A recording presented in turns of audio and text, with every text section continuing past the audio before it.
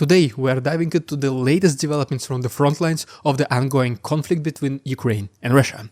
We're now several days into what is increasingly being recognized as Ukraine's counteroffensive against Russia, and while there is still a lot of uncertainty, some things have become crystal clear. Above all, this situation has uncovered the Russian government's utter inability to foresee the consequences of its actions and, more crucially, to respond effectively when those consequences come back to haunt them. The chaos that's unfolding on the ground, coupled with the inadequate and disjointed response from the Russian authorities, has highlighted a level of incompetence that is difficult to overlook. In today's video, we're going to break down what's happening on the ground, dissect the Russian government's response, and explore what this might mean for the future of the conflict.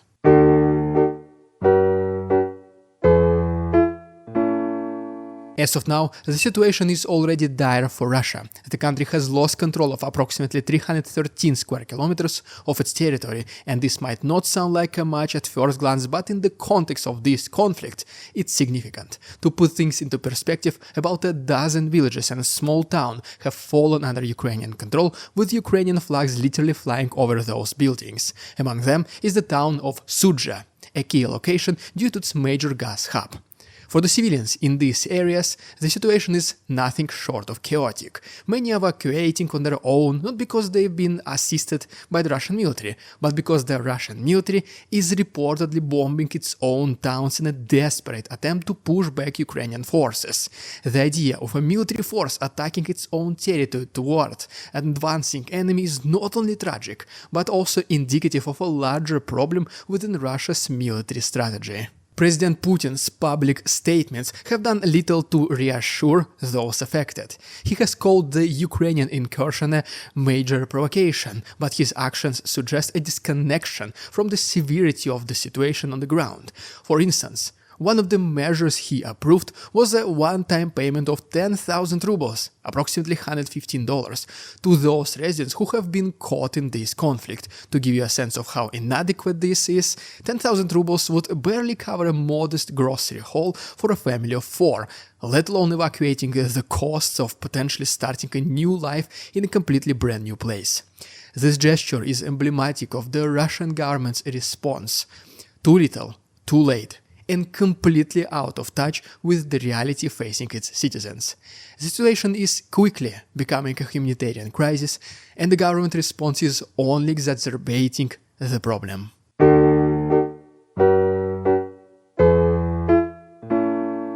One of the most glaring aspects of this unfolding crisis is the Russian government's apparent inability to manage the situation effectively or communicate transparently with its own people.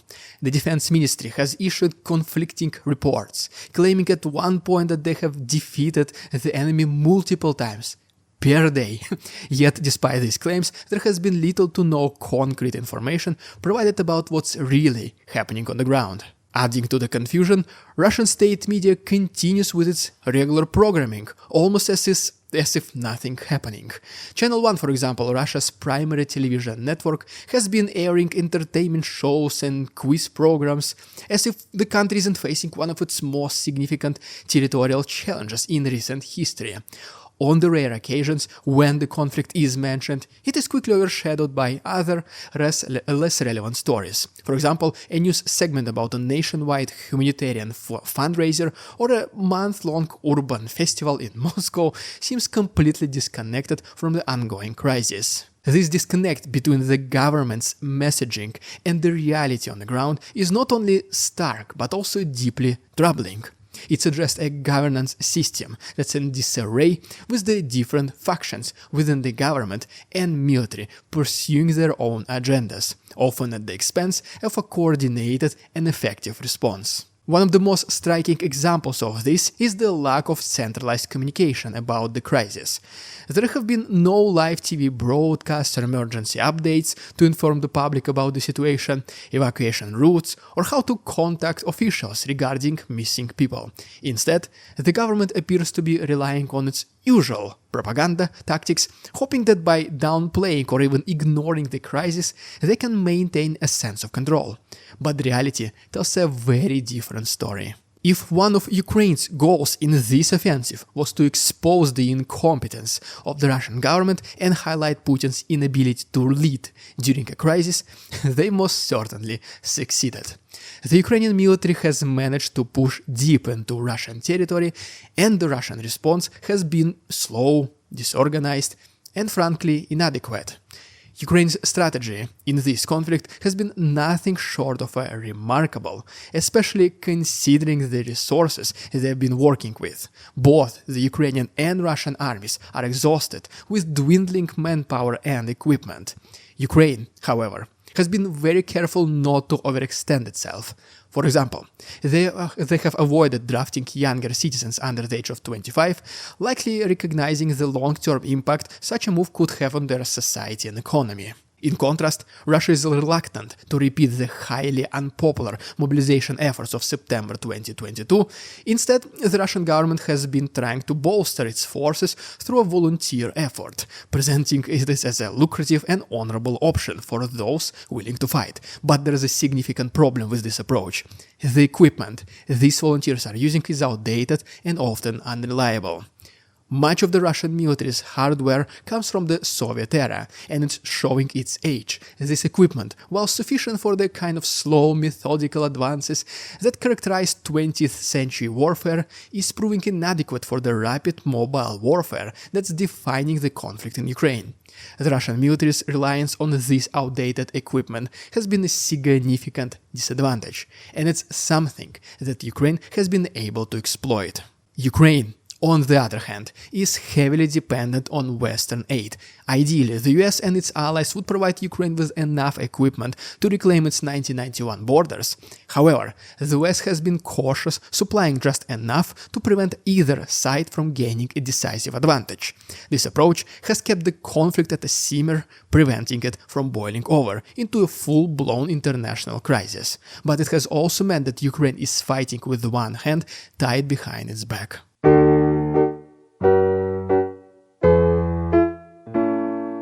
As we look forward to 2024, it is clear that the conflict has settled into a grim stalemate. Despite numerous headlines about advances and retreats, the front lines have barely shifted since the early days of the war. The Ukrainian summer offensive of 2023, which many had hoped would be a turning point, unfortunately did not achieve the major breakthrough that was anticipated. However, the Ukrainians have managed to hold their ground, which is a significant accomplishment given the circumstances. Meanwhile, Russia's approach to this conflict has been to throw as many resources as possible into the fight, regardless of the human cost. This has led to staggering losses on the Russian side, with reports of wounded soldiers being literally sent back to the battle and highly specialized personnel being used as ground troops. But this strategy is not sustainable. The conflict has reached a point where both sides are struggling to maintain their current positions, let alone make any significant advances. The situation on the ground is grim, with both armies suffering from a severe lack of manpower and equipment. The only way out of this stalemate, it seems, is for one side to build up reserves and launch a decisive strike outside of the current areas of heavy fighting. For Russia, this means finding ways to pull back from the front lines without leaving themselves vulnerable. We saw an example of this with their offensive towards Kharkiv. The Russian military appeared fully engaged in other regions like Donetsk, Luhansk, Zaporozhye and Kherson, but they suddenly redeployed their reserves towards Kharkiv, making some territorial gains before getting bogged down. Ukraine, for its part, is employing a similar strategy. They have been carefully gathering their forces, looking for weak spots in the Russian defenses, and their recent incursion into the Kursk region is a prime example of this strategy.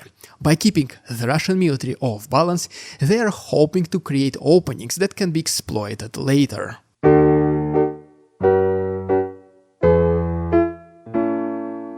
One of the most pressing and heartbreaking aspects of the current situation is the evacuation of civilians from the areas affected by the Ukrainian advancement.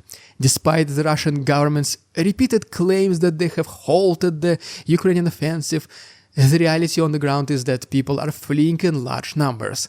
The Russian authorities have added extra train services from Kursk to Moscow, but they're downplaying the situation by referring to it as heightened travel demand, rather than acknowledging it as an evacuation, which it truly is. The truth is that the situation for these civilians is dire. Many are leaving their homes with little more than the clothes on their backs, unsure if they will ever be able to return.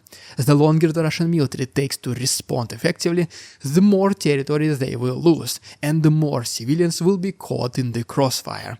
Yet, instead of addressing the humanitarian crisis that is unfolding, the government seems more concerned with maintaining appearances and downplaying the severity of the situation. This lack of a coherent evacuation plan is not just a failure of military strategy, it's a failure of basic governance.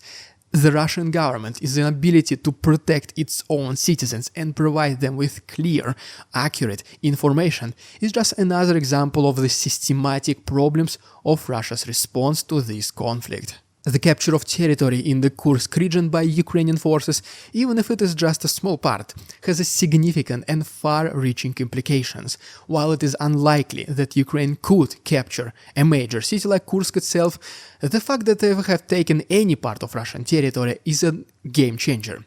This move has the potential to become a bargaining chip for Ukraine in future negotiations, giving them leverage that they previously didn't have. For Russia, losing even a tiny portion of its internationally recognized territory is completely unacceptable. It completely undermines the narrative that Putin has tried to maintain, that Russia is a strong, centralized state capable of protecting its borders and its people.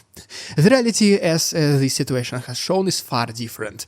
The Russian response has been chaotic, with no clear plan to reclaim the lost territory or even to contain the Ukrainian advance. Ukraine, on the other hand, is likely to dig in, entrench, and fortify their positions, making it increasingly difficult for Russia to mount a successful counteroffensive.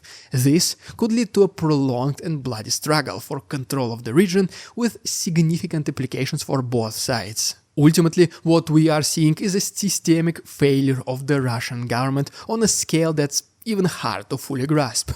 The system that Putin has built over years is good at overwhelming problems with massive resources.